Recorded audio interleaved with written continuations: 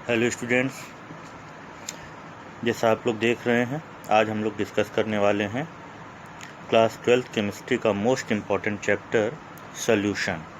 आज हम लोग सॉल्यूशन के एमसीक्यू को डिस्कस करेंगे जो कि एनसीईआरटी एग्जामिनर के प्रॉब्लम होंगे और उसके एक एक क्वेश्चन को हम एक्सप्लेनेशन के साथ डिस्कस करेंगे ताकि आपके कॉन्सेप्ट्स भी क्लियर होते जाएं।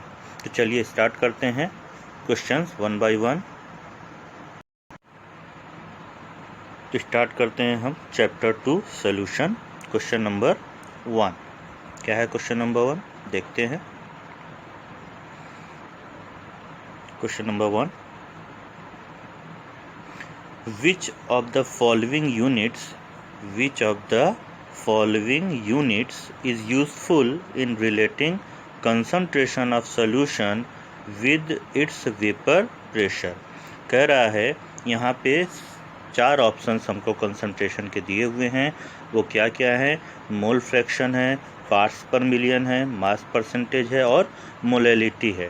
कह रहा है कि इन चारों यूनिट्स में से, जो सभी कंसंट्रेशन के ही यूनिट हैं, इन चारों यूनिट में से which of the following unit is useful in relating concentration of solution with vapour pressure.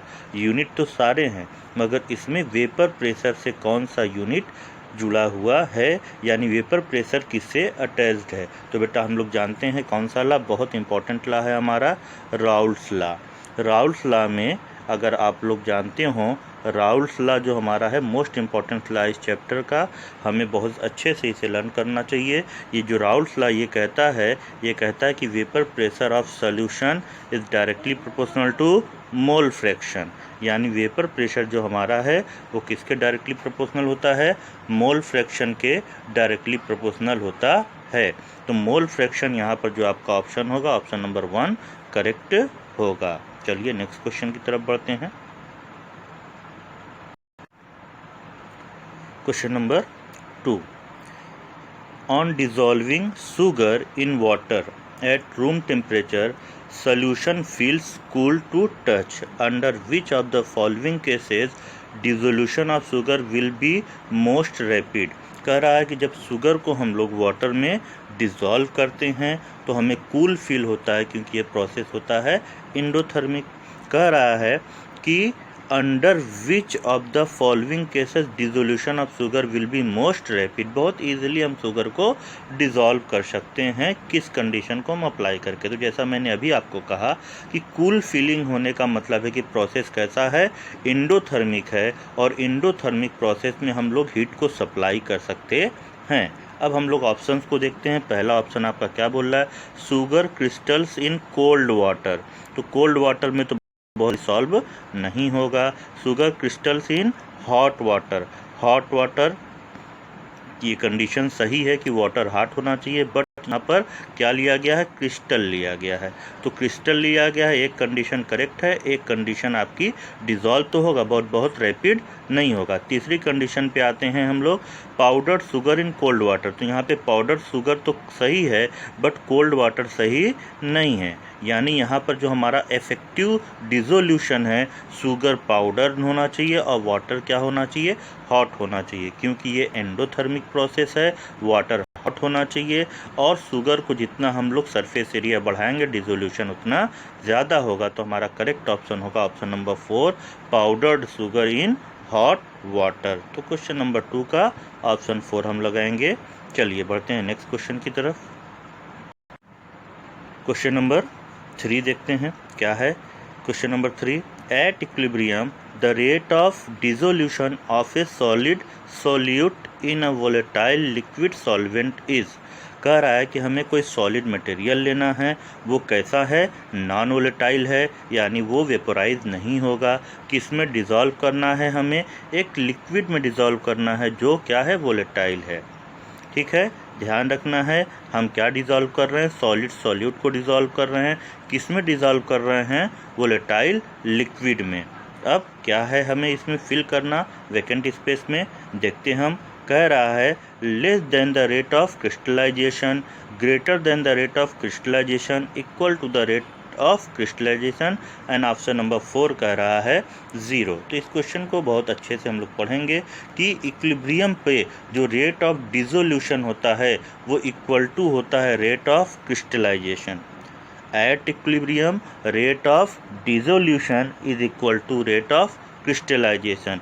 Equilibrium की कंडीशन यही होती है कि जितना मॉलिक्यूल डिसॉल्व होगा उतना ही क्रिस्टलाइज होगा।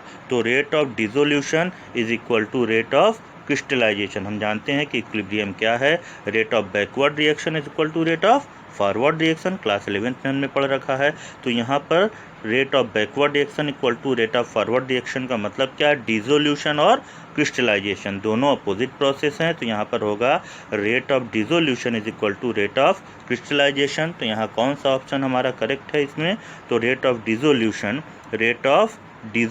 Is equal to rate of crystallisation, यानी यहाँ हमारा ऑप्शन नंबर 3 करेक्ट होगा। चलिए बढ़ते हैं नेक्स्ट क्वेश्चन की तरफ। अगला क्वेश्चन देखते हैं हम लोग क्या कह रहा है इस क्वेश्चन में। Question number 4, a beaker contains A solution of substance A. Precipitation of substance A take place when a small amount of A is added to the solution. The solution is, कह रहा है एक solution है जो हमने material A से बनाया हुआ है। कह रहा है कि मटेरियल ए से बनाए गए सोल्यूशन में जब हम लोग ए को ऐड करते हैं तो हमारा कौन सा प्रोसेस स्टार्ट हो जा रहा है, ध्यान से देखिएगा, प्रेसिपिटेशन स्टार्ट हो जा रहा है। तो कह रहा है कि हमारा सोल्यूशन कैसा है, तो सोल्यूशन हमारा क्या है, देखिए पहला ऑप्शन है सैचुरेटेड सोल्यूशन, आगे देखते हैं हम लोग क्या ऑप्शन में दिया हुआ है, सुपर सैचुरेटेड सोल्यूशन, तीसरा क्या दिया है अनसैचुरेटेड, और चौथा दिया है कंसंट्रेटेड। तो बेटा यहाँ पे आपको ध्यान रखना है, क्या ध्यान रखना है कि जब ऐसे क्वेश्चंस आएंगे हमारे कैसे प्रेसिपिटेशन से रिलेटेड, तो आपको ध्यान रखना है कि सोल्यूशन या तो क्या होगा हमारा अनसैचुरेटेड होगा, या होगा सैचुरेटेड, या होगा सुपर सैचुरेटेड। अनसैचुरेटेड की मतलब सॉल्यूट का अमाउंट कम है, सैचुरेटेड का मतलब सॉल्यूट का अमाउंट सफिशिएंट है, और सुपर सैचुरेटेड का मतलब सॉल्यूट का अमाउंट ज़्यादा है। और प्रेसिपिटेशन तभी होगा जब सॉल्यूट का अमाउंट ज़्यादा होगा।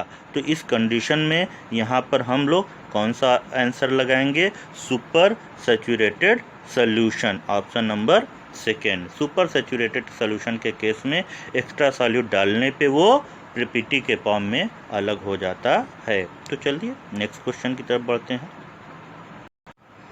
अगले क्वेश्चन को बेटा बहुत ध्यान से देखेंगे, बहुत अच्छा क्वेश्चन है ये। Maximum amount of A solid solute, ध्यान रखिएगा यहाँ पे सॉल्यूट कैसा है, solid. Maximum amount of A solid solute that can be dissolved in a specific amount of a given liquid solvent does not depend upon, यानी यहाँ पर हमें किसे डिज़ोल्व करना है, सॉल्यूट को डिज़ोल्व करना है जो कैसा है, सॉलिड है। कह रहा है सॉलिड को जब किसी लिक्विड में हम लोग डिज़ोल्व करते हैं वो किस पर डिपेंड नहीं करता, भाई टेम्परेचर पर डिपेंड करता है। टेम्परेचर का इफेक्ट पड़ता है एक्सोथर्मिक इंडोथर्मिक पे प्रोसेस के अकॉर्डिंग। नेचर ऑफ सॉल्यूट का भी डिपेंड करता है, नेचर कोवेलेंट है और आयनिक है तो उसके अकॉर्डिंग डिपेंड करता है। और क्या है, प्रेशर। भाई जब सॉलिड को हम लोग लिक्विड में डिज़ोल्व करते हैं तो हम लोग जानते हैं कि सॉलिड मटेरियल भी इनकम्प्रेसिबल होते हैं और लिक्विड मटेरियल भी इनकम्प्रेसिबल होते हैं। तो सॉलिड को भी प्रेशर का कोई इफेक्ट नहीं पड़ता और लिक्विड को भी प्रेशर का कोई इफेक्ट नहीं पड़ता। तो यहाँ पर आपका होगा डज नॉट डिपेंड अपॉन, किस पर डिपेंड नहीं करता है, तो प्रेशर पर डिपेंड नहीं करता। टेम्परेचर पर डिपेंड कर सकता है, नेचर ऑफ सॉल्यूट पर डिपेंड कर सकता है, नेचर ऑफ सॉल्वेंट पर भी डिपेंड कर सकता है, बट सॉलिड और लिक्विड के ऊपर प्रेशर का इफेक्ट नेग्लिजिबल होता है। तो बेटा इस तरह से हमने इस लेक्चर में सिर्फ 5 क्वेश्चन डिस्कस किए हैं, बाकी क्वेश्चन को हम लोग नेक्स्ट लेक्चर में देखेंगे आफ्टर योर कमेंट्स। तो बेटा अगर ये आपको कुछ समझ में आ रहा है, अगर आपके लिए ये बेनिफिशियल है तो इसको बार बार देखिए बेटा, आपके व्यूज़ के ऊपर ही मेरा वीडियो डिपेंड करता है। इसको देखिए और शेयर करिए और चैनल को सब्सक्राइब करके कम से कम 1000 कैटेगरी में इसको ले आइए। Okay, thank you.